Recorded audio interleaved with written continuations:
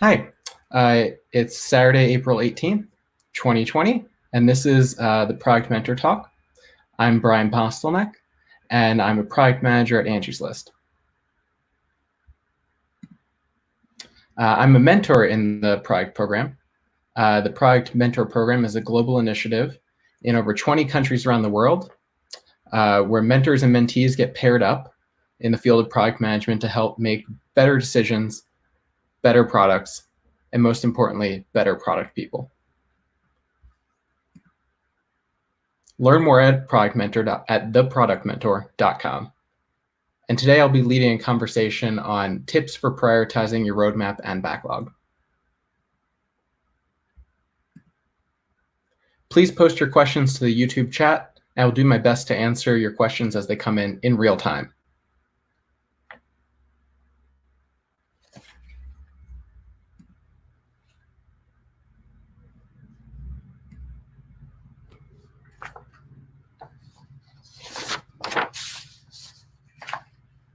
And just as a reminder, feel free to ask any questions in the YouTube chat channel. So, hi, this is tips for prioritizing your roadmap and backlog by Bryan Postelnek. So who's Bryan Postelnek? Well, that's me. And again, I'll be talking to you today about how you can get better at prioritizing your roadmaps and backlogs. My goal is for you to walk away with solid concepts that you can apply for your day-to-day job. A little about me. I'm a product manager at Angie's List, based in Indianapolis, Indiana. I have nearly 7 years of professional experience as a product manager, so I have a lot of experience working on roadmaps and with backlogs, and I also have a Master's of Engineering and Technical Entrepreneurship, which is really just a fancy title and degree for having a professional experience in product development and starting a business. Great program, highly recommend it. And I've worked on both B2B and B2C products, web and native mobile apps. I currently work on a pro mobile app, and I love it. I thought this type of talk would be helpful to y'all in your product careers. Also, last year, quick, humble brag, I was outstanding product mentor for the fall product mentor program last year. And some quick fun facts about me. I received that award last year. I'm also an amateur ballroom dancer, if you could even call it amateur. Love to play board games. I'm a newlywed. Fortunately, got married late February this year. And then you can also see that I have a Twitter handle. So an essential element for success as a product manager is to do well at justifying and defending the priority order of the roadmap and your backlog. I'll teach you about some tips on how to evaluate the list of ideas for your product and which to pursue first. I think all this starts with a firm understanding on the difference between what different terms mean. What is roadmap, what is backlog? I think you also need to understand what you want to get out of this talk. What are the best practices for roadmaps? And then what good advice or tools are there for prioritizing? So I think it's, like I said, important to understand what's a roadmap and what's a backlog. First, I think we need to understand what the higher level terms are, mission, vision, and strategy, and then we can begin to better appreciate what the roadmap and backlog are here and how we can best prioritize. I think the linked article by Vince Law does a good job explaining these concepts. I'll review it quickly.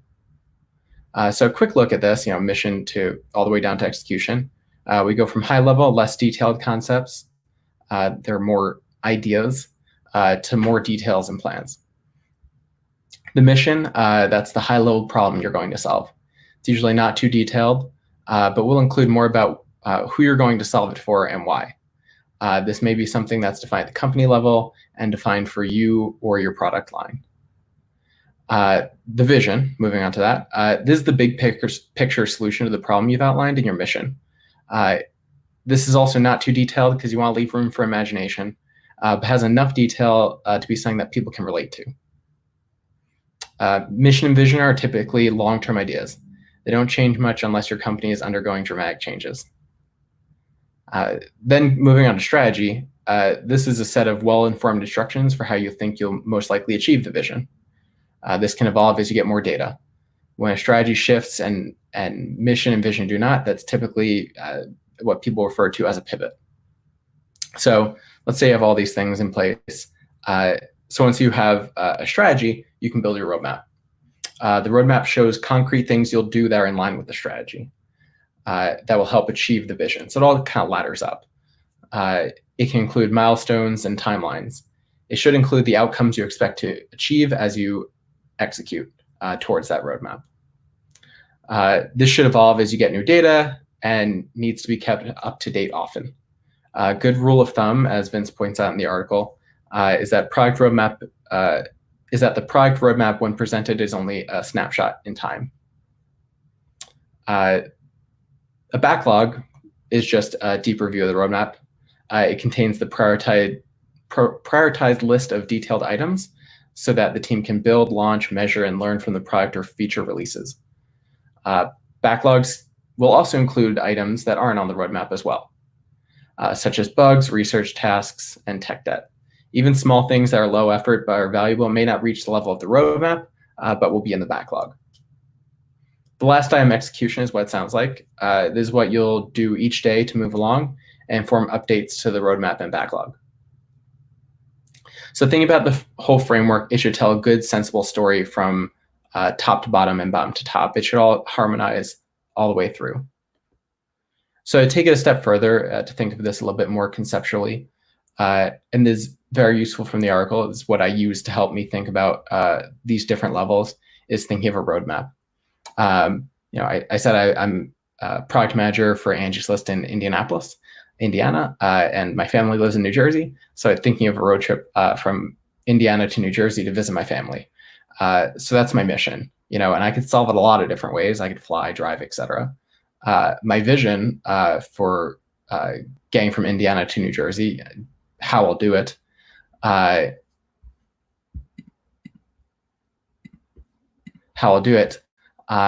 is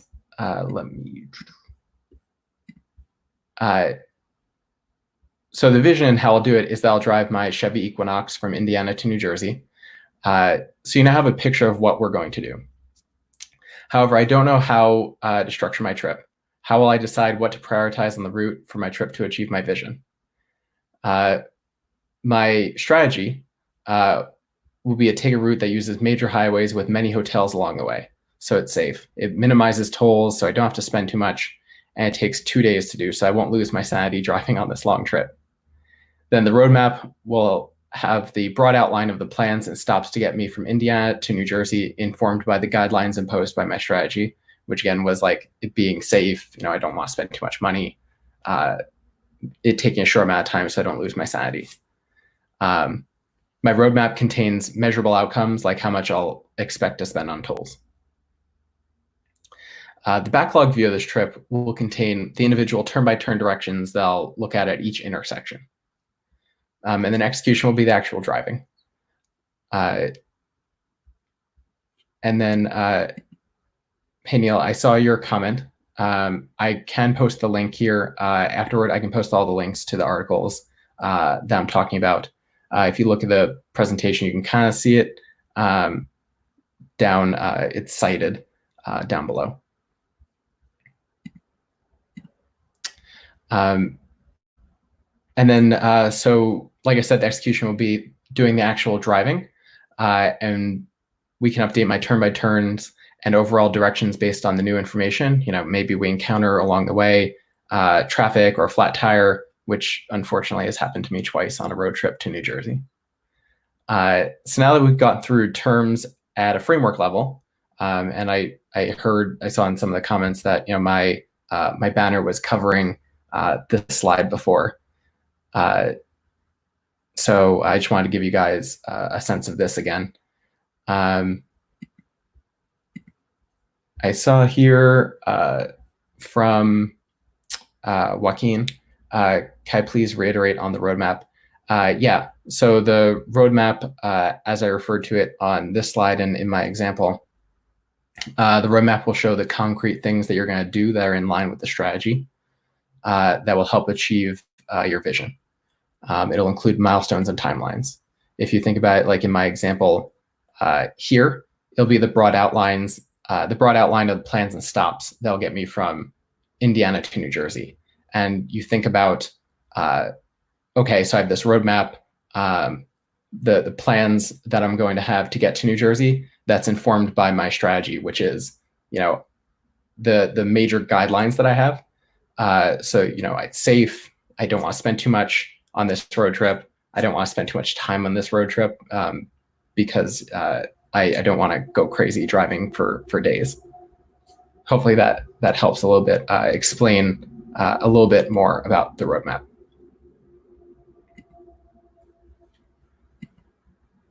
And keep the questions coming, guys.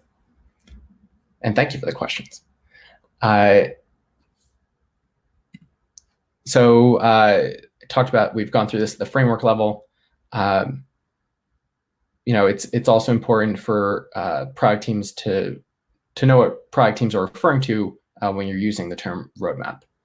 Like in product development, it can refer to many different types of roadmaps. For instance, 3 are listed here. We have initiative, theme roadmap. You have a product roadmap. You have a release roadmap. And these things can go from high level to in the weeds. I've also heard of other different types of roadmaps, such as portfolio roadmaps, which contain roadmaps of multiple products or product lines in like one single view. These are just really like different depths of roadmaps. You could also have a view of a roadmap that includes dependencies, or a view that includes all the different teams involved, like sales, marketing, et cetera, and what their general timelines might be. You can have roadmaps for different views and use cases, a technology roadmap, a product roadmap, an internal roadmap, a research roadmap to learn about something, and the list can go on and on of the different types of roadmaps you have, depending on how you want to cut the different initiatives you have and the data.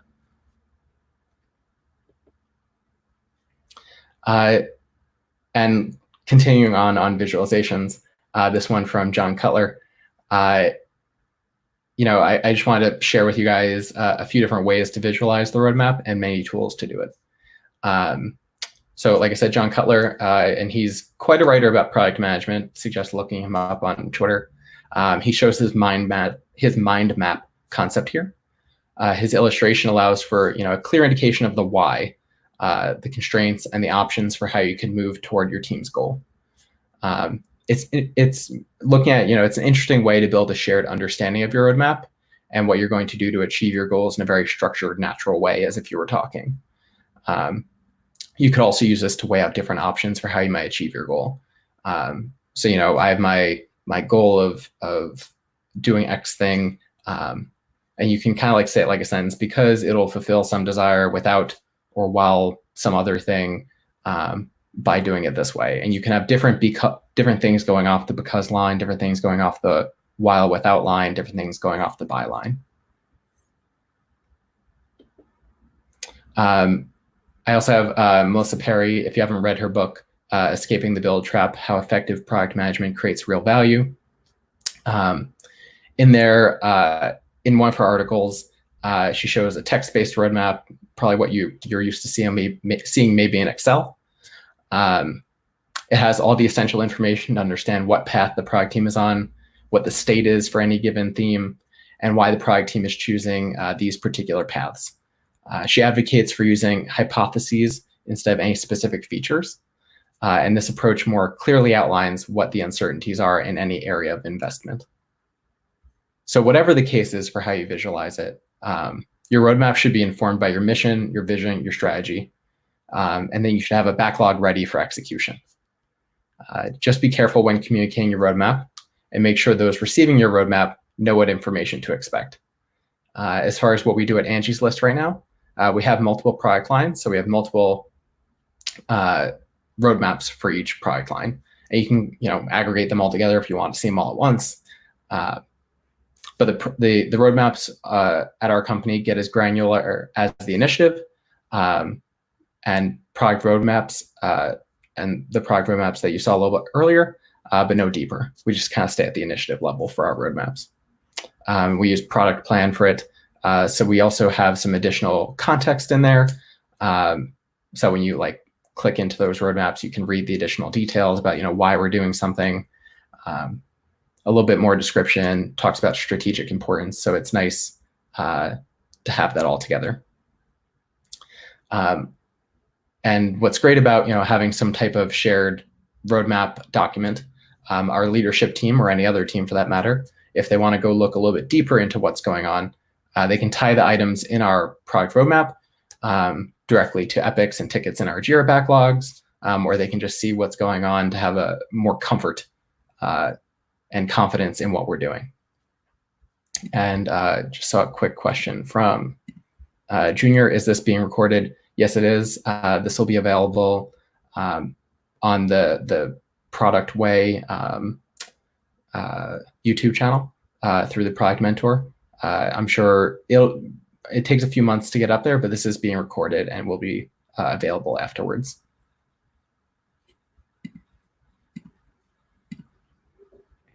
So I was talking about how leadership teams can go look at your backlog. I think that's really important. And how we're using some shared software for anyone really in our organization to inspect and view our backlogs. Again, we've taken this approach to keep our leadership and all product teams informed. And if our product roadmaps had more detail than that, I think we'd start to run into problems. And again, like ours looks more like what you see at this initiative themes level roadmap here. And if we went any deeper than just like initiative level for us, I think we'd start to have a hard time keeping up to date. Like if you saw like the individual stories underneath, because things change a lot in your backlogs and as you execute, and really like the details for those living your backlog and when you're executing, they shouldn't be really living on your roadmap. And it's also hard to communicate that much detail when you're talking about your roadmap and having things like the individual story information. So I just wanted to call that out also, why it's really good, I think, again, to keep it at the initiative or theme level for your roadmap, because so much can change later on. Further things to consider about roadmaps. John Cutler, again, I like to cite him a lot, as well as a few others.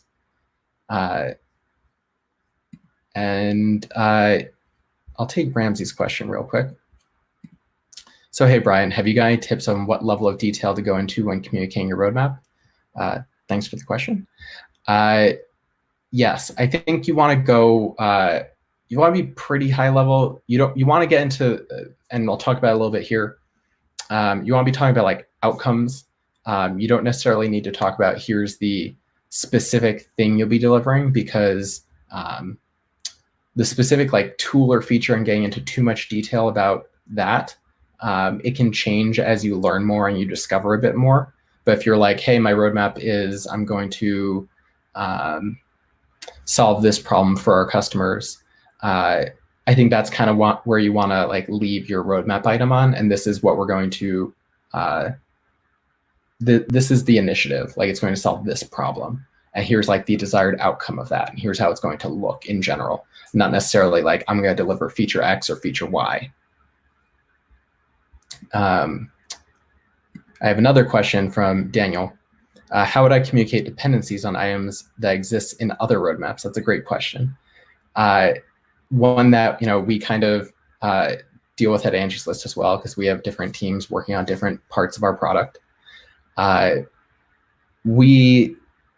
on the tool you use, you might be able to do that a little bit cleaner. We've tried using like Gantt chart tools to kind of show explicitly where dependencies are. But I think that you can talk over those things. You can make notes on your roadmap to visually indicate that there's dependencies on other teams and why things are going to take so long. I think a good example of that is in my own experience. We've had things on I work on the mobile app, on the service provider mobile app at Angie's List. And some things take a little bit longer, like eventually, it was only supposed to be within this neat box that we're going to take so long to try and solve this problem. But other things get prioritized ahead of it. So the box keeps getting longer about how long we're going to take to solve this problem. But you can see on our roadmap these other items on there that got inserted along the timeline. to help explain why things were taking longer. So I think that you have to get a little bit creative, see what works for your management team.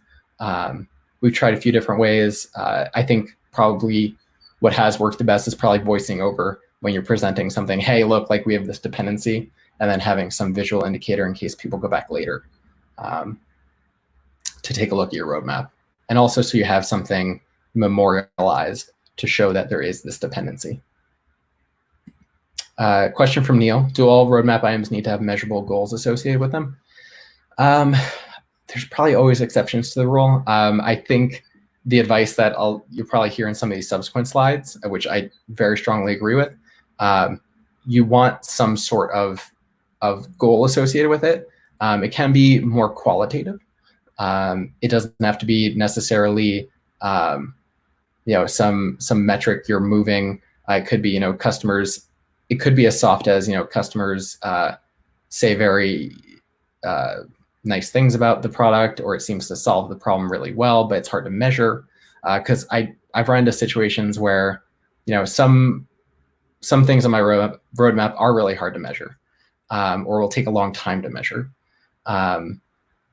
So I think the general advice is yes, your roadmap should have measurable goals, but they don't have to be completely like quantitative. They can be from like interviews and people saying certain things that you're expecting them to say, or they're pointing out your product, and those become measurable by themselves.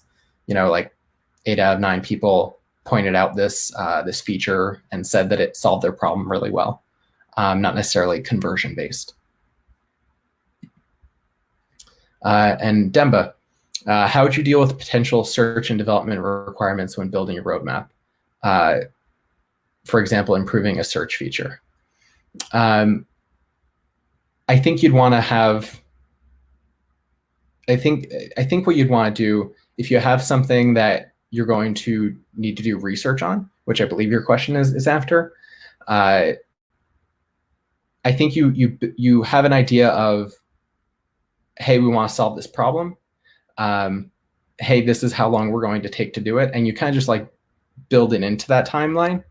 I think as long as you communicate pretty clearly, like, hey, look, we're not exactly sure how long it's going to take us to research this, but we're going to have some time up front to spend doing it. And then I think what's important about a roadmap is that you keep it as a living document, so that you keep updating it and you keep people informed and you keep talking to people about it in leadership, to let them know, hey, like we're going to go solve this problem. It's going to take some effort in research. It's not as simple as just implement it, and make sure you're having the conversation with those folks in order to make sure they're informed. And if it is like an optimization thing, and maybe you have a problem like you're improving your search feature and you just need more conversion on some element of that search feature, you have some like end goal. So going from 15 to 30% or something, you have that end goal, and you're going to try and do as many quick experiments during that time as you can.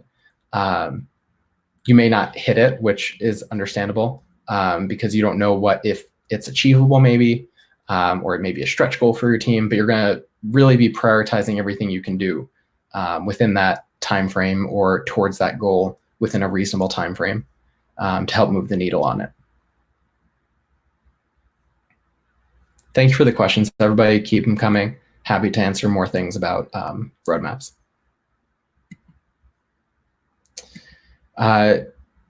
Continuing off here, I think this goes a little bit to some of what I was speaking about before, where what level of detail do you want to have on your roadmap?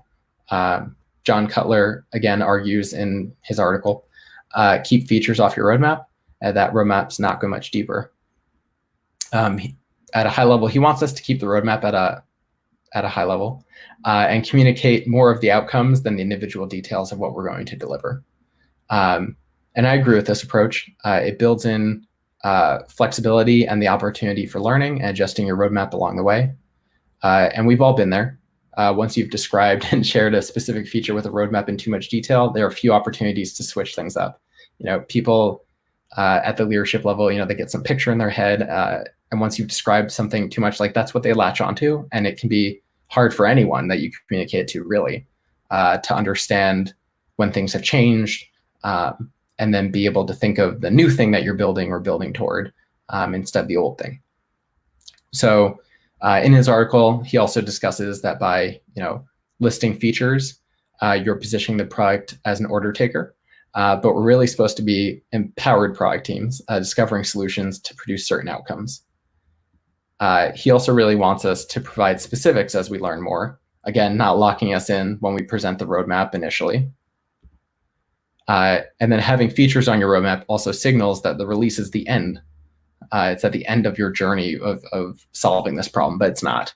There's more to do, like drive adoption, get validation and feedback, measure if you've moved the needle on the outcome you're looking for, and subsequent iterations. I see I got a question from Abhijit. How do you showcase iterative releases for a goal in roadmap? For example, basic feature leading to ideal solution. I think as I said in the slides here, you wouldn't necessarily show the little, you wouldn't have on your roadmap when you're presenting to leadership, like in advance of when you're going to start on it. You don't necessarily say, hey, here's all the little things we're going to do. I think because you're focused on the outcome, you don't want to like lock yourself into building certain features, especially as you learn more and you don't know what you're going to ship yet. But after you've, experiment 1, experiment 2, next time you're going to leadership, you can mark it along the timeline to say, hey, like here's a release we did, and here's what outcome it did produce that moved us more toward our ideal outcome. And you can keep doing that as you build out, because those are things that were certain. So the roadmap can show like where you've been. But when you're looking forward, the argument is you don't want to put too much concreteness down for the forward looking. Like you should know what you want to do. I'm not saying like don't have any idea and just go into it blind, but you shouldn't lock yourself in too much.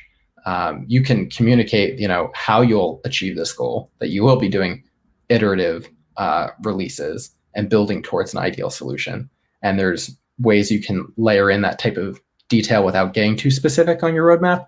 But I wouldn't want you to say, okay, we're going to release feature A, then feature B, then feature C on the roadmap, because things might change. And you don't want to lock yourself in too much when you communicate it. Thank you for the question. Of course, feel free to keep asking more questions, folks.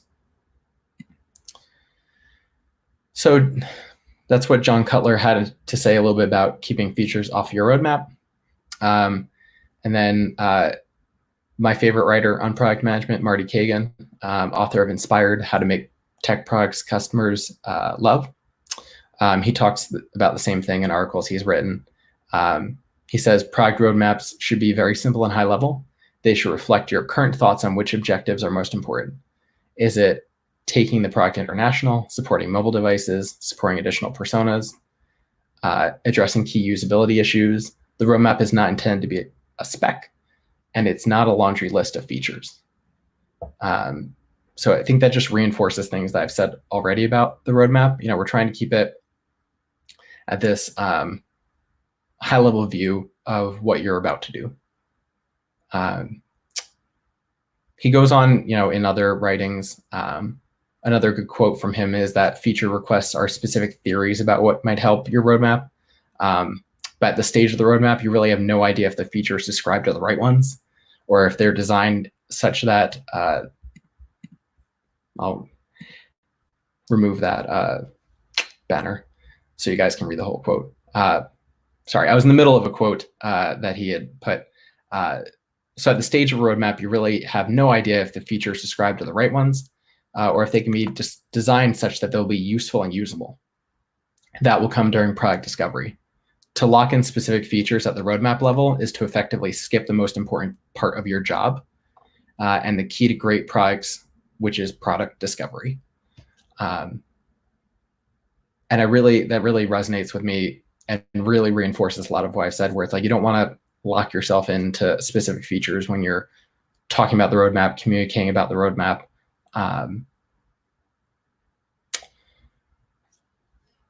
So I have a question from Sohail. What is the difference between, I have a few questions. What is the difference between outcome and goal in developing a roadmap? Aren't they the same? I would say so. I'm using them pretty interchangeably here. If I've confused the terms a little bit, I'm sorry. Outcome, it could be measurable.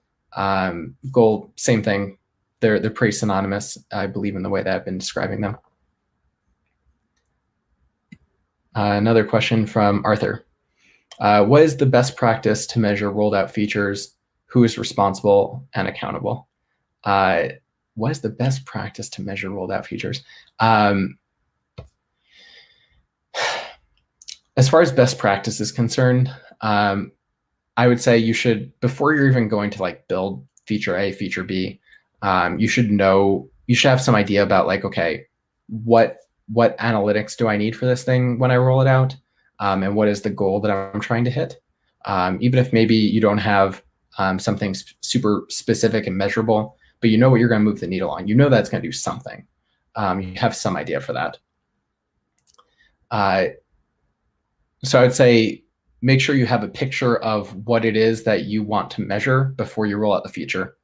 You can work with your product analyst to get those reports together so that when you roll out your feature, you'll be ready to start measuring. Who's responsible and accountable? It's going to be you as the product person. Ultimately, you're in charge of your product. You are there to help move the needle towards the goals for your product line, towards the strategy that you and or your product team or your manager has put in place that ultimately helps you achieve your vision and the mission. Question from Hannah. Do you have suggestions for moving a leadership team accustomed to a laundry list of features toward a more initiative-focused roadmap? It's tough. Not gonna lie.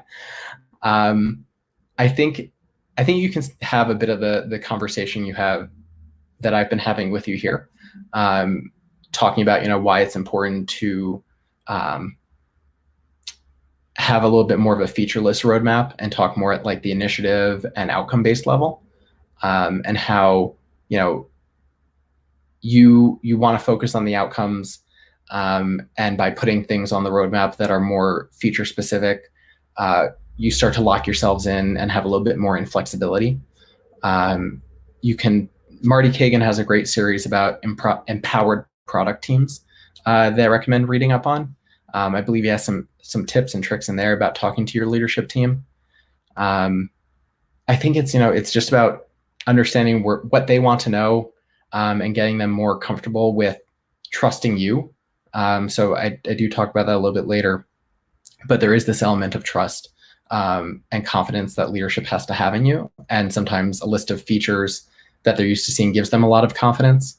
And so I think having a good track of delivering useful products and communicating expectations appropriately starts to build some of that trust, which will help wean you off of that feature focused roadmap.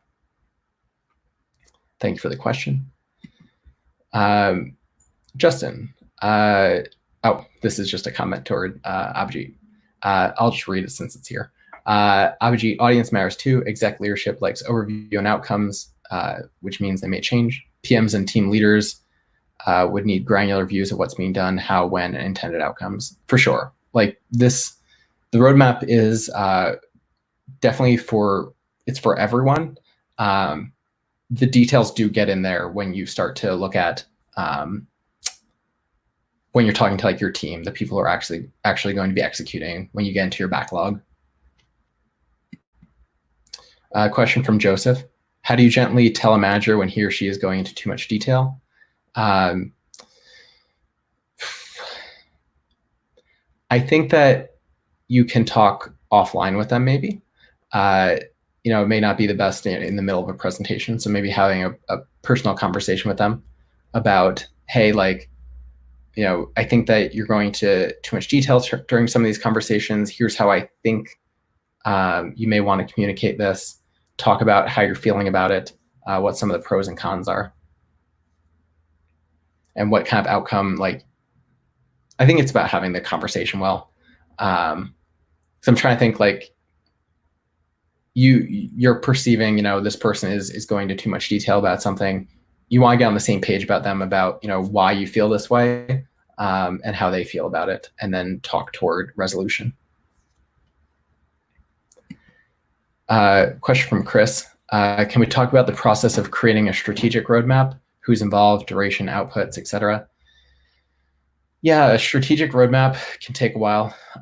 It doesn't just come out overnight. So if you have, your mission, vision, and strategy together, I think, and if your strategy is not all there together, maybe you're putting together some type of roadmap to help either come up with that strategy, or you are building a roadmap to execute on that strategy, which you should always be doing.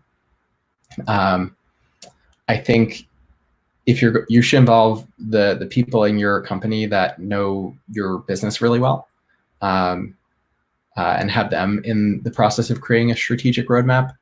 I think it can't be everyone, because you have too many people in the room, too many voices. I think that you should talk to all the key stakeholders.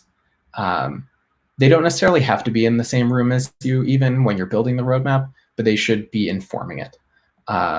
And they should be recipients of it and be able to give feedback. Duration could be a while, depending on how much you have already on your roadmap. Outputs would be similar to everything I've talked about before, where you want some roadmap that talks about what kind of goals you're going to achieve by having these initiatives in place. Got a question from Daniel. How do you prioritize between product features versus technology initiatives, such as performance improvements, architecture upgrades, etc.? You have to. It's a tricky balance, because a lot of people in the company want to see new features, and technology initiatives aren't very apparent as you roll them out. People may not understand the underlying architecture and how hard it is to develop on it, or what kind of performance degradation you have. So I would say with the technology initiatives, also try and have some kind of, understood outcome with them. Try and prioritize carefully in your backlog and be able to justify what order you're going to do things in. Personally, when I'm working on my backlog, I'm layering in features as well as tech debt, or technical initiatives, trying to work on what's going to be most valuable for our users, what's going to be valuable for us going forward, because really the technology initiatives can be an investment, so they're important to do. Another question from Arthur. Is it healthy to sometimes switch team to develop some other smaller features, or is it better to focus on one big feature until it's done? I think it's sometimes it's hard to break down a big feature into smaller features, but typically you do want to be shipping out smaller features to get toward your goal. You want to understand what is the least amount of effort you can put in to reach maximum value. And so finding that sweet spot, maybe it's a bunch of small features, maybe it's some bigger feature, but there will be times when you want to make bets that are really big, and sometimes when you need to make smaller bets and do it that way. Ultimately, like I said, low effort, high impact, learning as fast as you can. A lot of the principles they talk about in like lean startup or minimum viable products apply to this kind of question. Those might be good resources to help you think about that. Question from Nick. Why are the best practices in terms of communication to avoid multiple teams working on the same feature?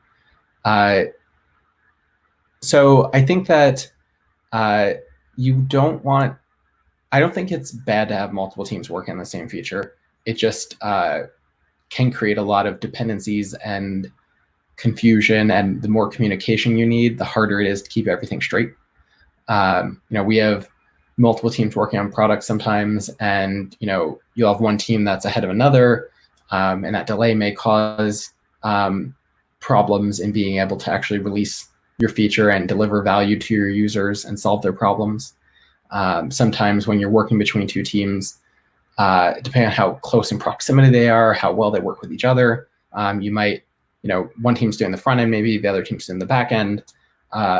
The front end team expects a certain thing, the back end team expects a certain thing, whether that be, maybe a contract for the API or who's going to test what, and things just get missed in communication and details get lost.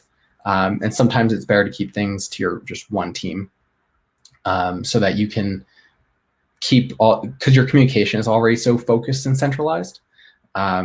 Keeping it in your one team can be beneficial in that way, because you already have processes for testing and making sure everyone's on the same page, and it's just easier to work that way sometimes. But I don't think it's a bad thing to have multiple teams working on it. I think if you do have multiple teams working on it, it's just about good communication structure and good documentation to make sure that everyone knows what's going on.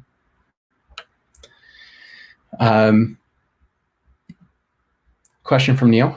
Adding to Daniel's question, which was prioritizing between product features and technology initiatives. Should the PM own the technology roadmap too? Should the tech roadmap be part of the product roadmap? I think you, as a product manager, are prioritizing the backlog for your team. Especially if you're practicing Scrum, you are the product owner position is the one who prioritizes the backlog. So if there are things that your team is going to work on that are technology, like technology roadmap related, you should be a stakeholder in what's going on with that roadmap. You should, I think that you own it because you have to prioritize it in your own backlog. So I would say you definitely a stakeholder, maybe own it depending on the structure of your company. But because it's in your backlog, you definitely have a heavy hand in prioritizing it. So ownership, it can get a little bit murky. I would say talk about it with your development team. You should at least be informed about the outcomes and making sure that you can prioritize it accordingly. But you as the product manager, you own your backlog. So whatever you need to do to make sure that you're able to make a good decision, then you can figure out how ownership works from there.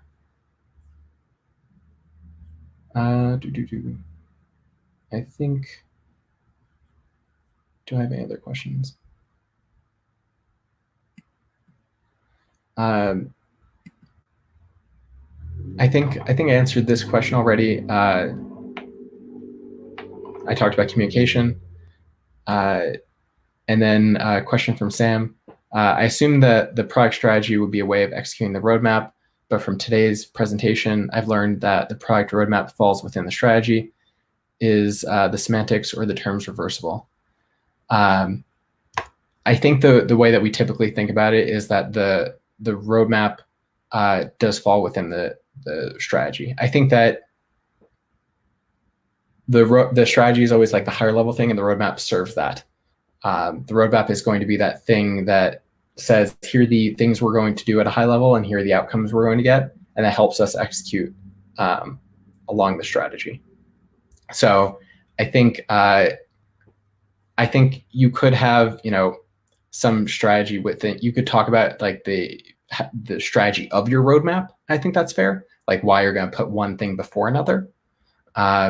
But when I'm talking about like your roadmap serving the strategy, it's like this higher level product strategy, maybe for your company or maybe for multiple teams.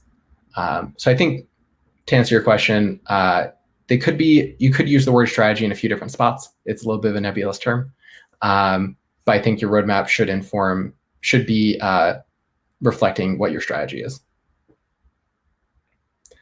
And one more question. I have 15 minutes left, so I want to make sure we get to the end of this presentation. Keep asking questions, but I might skip over a few to keep going. Some guidelines for documentation. One is too much or too little. It's a tricky balance. I know it's tough for me to answer. It will depend on your individual situation. I think asking your team for feedback about, you know, when is this too much information? Like, is this maybe starting with like broader strokes of information and then seeing if they get it. I think as far as the roadmap, I think if you keep it conceptual enough that people understand it, I think that's the right level of information. When you start to say, like, we're going to build feature X, feature Y, and you start to get into like the details of how it's going to work, the user flow, things like that, I think then you've gone a little bit too deep. But if you say, hey, I'm going to solve this problem, and this is how like broadly we're going to go tackle it, I think that's the right level. I know it's a tough way to answer, but really it starts to depend on your individual situation and where the question actually falls. But yeah, keeping it high level so that people can understand it. That's where I'd keep it at, and that you're not going into like user flows, or you're going into exactly what the product does. Thank you all for your questions. Again, feel free to keep asking them. I probably touched on a little bit of these things already in some of the questions. Things to keep in mind with your roadmap. Things to keep, like I said, things to keep in mind. Keep dates on your roadmap high level, ideally on the quarter or yearly level. When you're starting out on an initiative, you don't know how long it might take to complete, but you might want to time box it. And you might not know how long it's going to take to complete because now the details have been figured out for cost and complexities. Also, it might take more or less time to hit your goal. Like I said, you might time box it, but it's tough to promise on delivery date. Life happens, and software development can be tricky to predict. I think the other thing is that roadmaps aren't Gantt charts. They don't promise on dates. Keep your roadmap fresh. I talked about keeping your roadmap up to date. Have some regular cadence to review it with the appropriate teams. Making sure your roadmap is accessible so people in your organization are informed and they can make the best decisions possible with the information they may have. It will also cut down on the need to contact you. And then reframing your roadmap, position it as this high-level document on problems you'll solve, objectives you'll go after. Consider talking about it as your priority list, maybe, the order in which you'll prioritize solutions, and noting that you still need to do research into these things to know exactly how you'll solve them, especially the ones that are farther out. Prioritization and leadership. So now that you know about roadmaps and best practices, here's some tips on prioritization and roadmap. Keep going further. If you're going to have a remote shot at prioritizing your roadmap and backlog and keeping it stable, you need to make sure you have inputs and trust of your leadership. I've outlined a few things to gain that, which I mentioned a little bit earlier about. Regular updates and sustainable feedback loops. Present the latest to leadership and have the conversation with them about their ideas. Be sure to discuss with them how they think y'all are going to measure success and how you'll move the needle to that goal. Discuss different approaches and trade-offs as well. Ask questions. I note sustainable feedback loops because it's easy to be overrun with the feedback that you get from them or get feedback too often. Figure out what makes sense for you. Understand what's going on inside the building. Understand the business, the priorities, the constraints, the processes. Conversations with leadership will go much more smoothly if you understand all these things. Knowing all these things will also help you persuade the leadership team. Doing your homework on this is very important.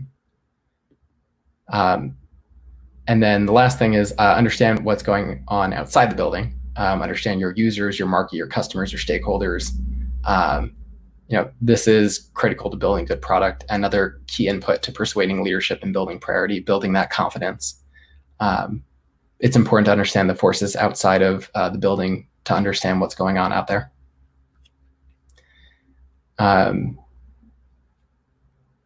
Cool.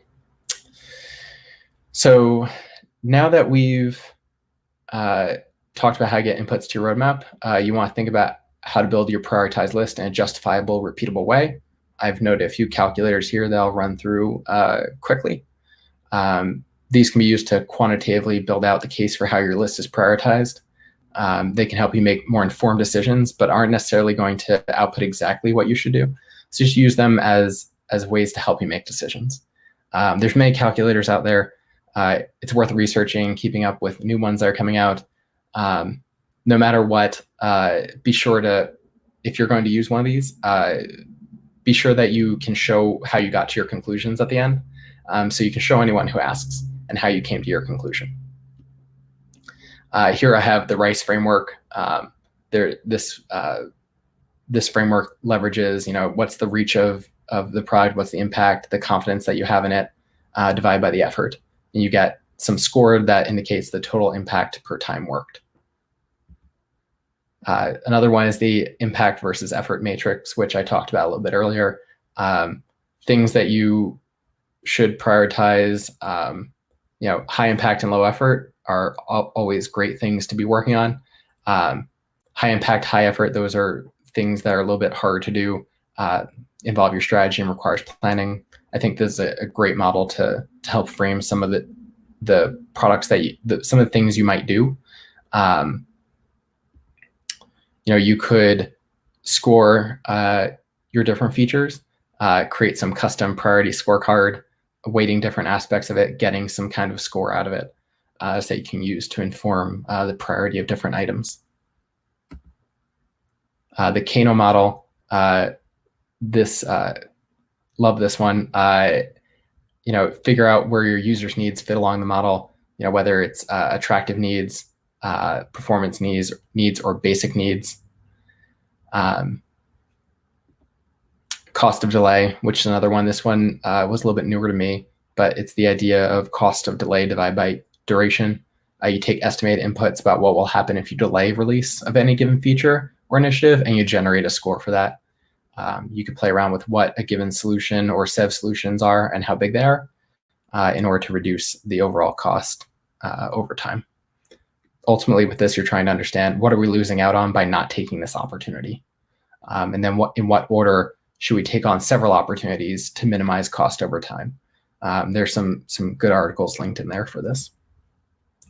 I saw a question come in from Daniel. For the RICE framework, do you use, what do you use to estimate effort? Would t-shirt sizing be enough? I think so. I think as long as your scale is standardized, you can use it. You can use rough t-shirt sizing to get a sense for what you're to use as your to get some outputted score. So I think that's perfectly valid because there's a lot of uncertainty at the roadmap level. Knowing what the effort might be, because maybe you really shouldn't have discussed like every little detail yet. So I think having some broad idea is good. I got another question about the Kano model, about how to use it. I think looking at the Kano model, you would plot where your features are today, what features you want to do in the future, or what initiatives you have today, and what initiatives would bring in the future. And you would look at, okay, well, if something that I'm working on is going to be an attractive thing, is going to meet performance needs, or just meet the basic needs of your users. It's just a little bit more of a qualitative way of thinking about what needs your features are going to deliver on for your users. Not necessarily that you get some outputted score, but you can plot these things along here and just start to visualize, okay, what kind of needs am I meeting right now, and where are the opportunities are for me to meet needs in the future.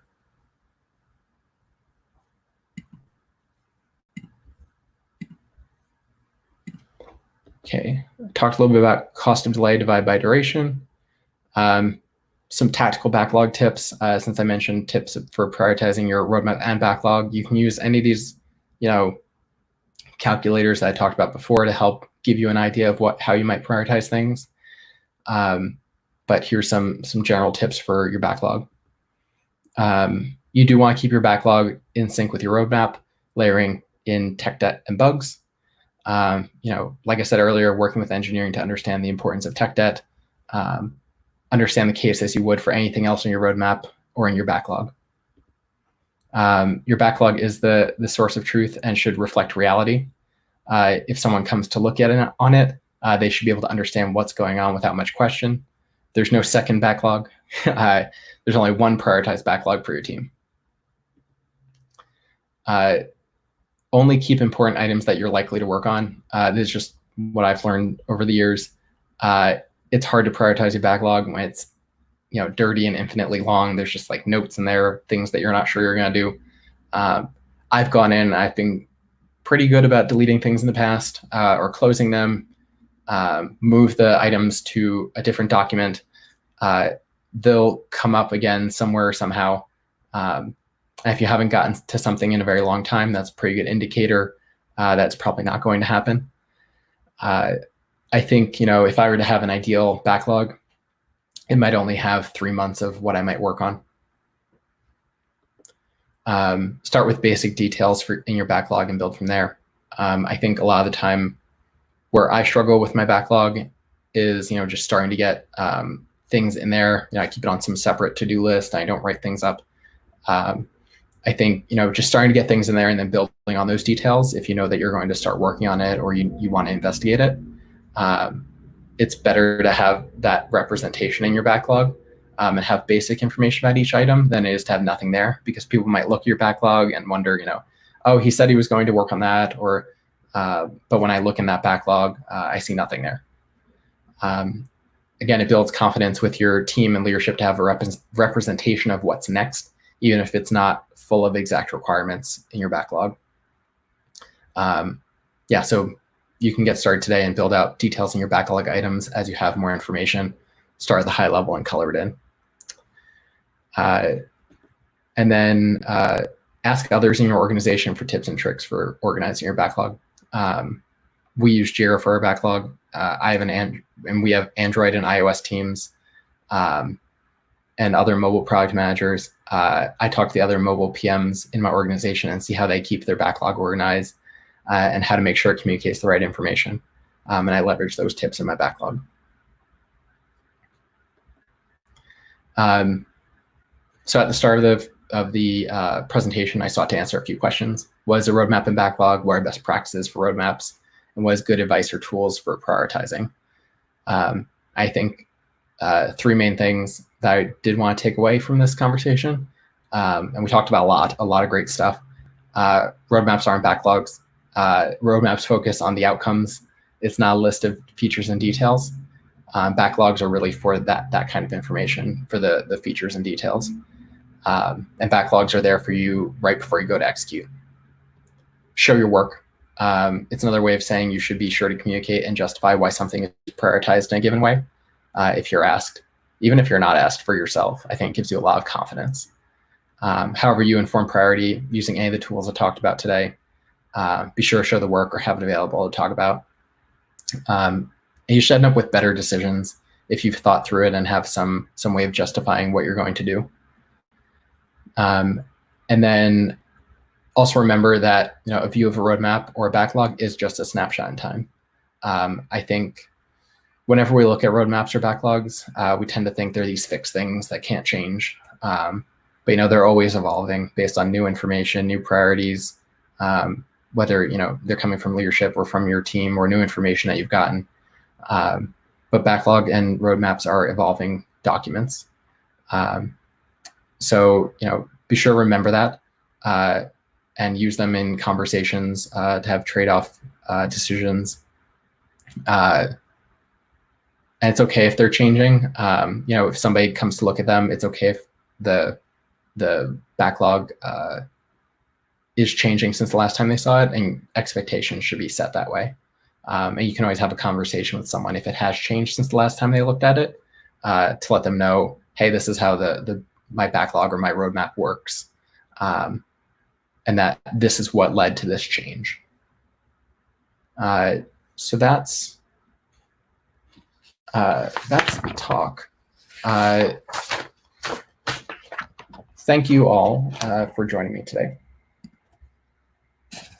So thank you to everyone for joining us today for our discussion of tips for prioritizing your roadmap and backlog. As always, the presentation will also be posted to our SlideShare channel. So that's where you can find this stuff afterwards. You can become a mentor today at theproductmentor.com. If you're interested in being one just like me. And you can be a mentor to product people of all sorts around the world. Again, visit theproductmentor.com and sign up today. Follow us on Instagram at Product People. And looking to fill a new product job with a great product person, visit our very own free for all job board at theproductjobs.com. It's free. And finally, don't forget to like the video and subscribe to our channel. And see you all next time. Goodbye.